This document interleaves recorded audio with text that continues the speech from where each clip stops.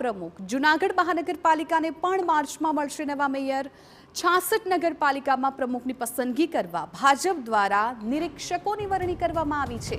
જૂનાગઢ મહાનગરપાલિકામાં પણ મેયર સહિતના પદાધિકારીઓની પસંદગી થશે।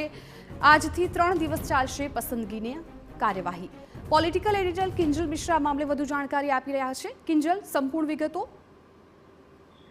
जी देखो, जे रीते नगरपालिकाना परिणाम आव्या छे, भाजप द्वारा जे लक्ष्यांक राखवामां आव्युं हतुं के गत वखत करता आ वखते तेमना जे नगरपालिका छे तेनी अंदर दबदबो छे ते वधशे। तो 66 जेटली नगरपालिकाओ छे तेमां भाजप तरफी नगरपालिकाओ बनवानी छे। भाजपना प्रमुख छे तेनी पसंदगी करवामां आवशे। भाजपमां हमेशा ज्यारे पण प्रमुखनी पसंदगी करवामां आवती होय छे तेनी पर निरीक्षको जता होय छे। निरीक्षको द्वारा त्यां सेन्स छे ते लेवाती होय छे। त्यारबाद पार्लामेंटरी बोर्डनी बैठक छे ते मळती होय छे।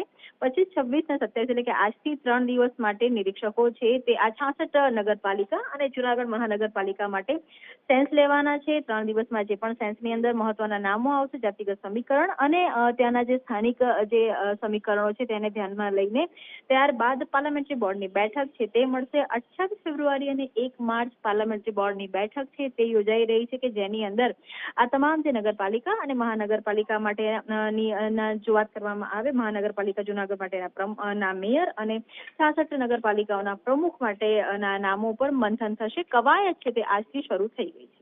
બિલકુલ કિંજલ, આભાર સમગ્ર માહિતી બદલ। તો 1 માર્ચ બાદ તમામ પાલિકાને નવા પ્રમુખ મળશે। જૂનાગઢ મહાનગરપાલિકાને પણ માર્ચમાં નવા મેયર મળવાના છે। 66 નગરપાલિકામાં પ્રમુખની પસંદગી કરવા ભાજપ દ્વારા નિરીક્ષકોની વરણી કરાઈ છે અને આજથી પ્રક્રિયા શરૂ કરાઈ।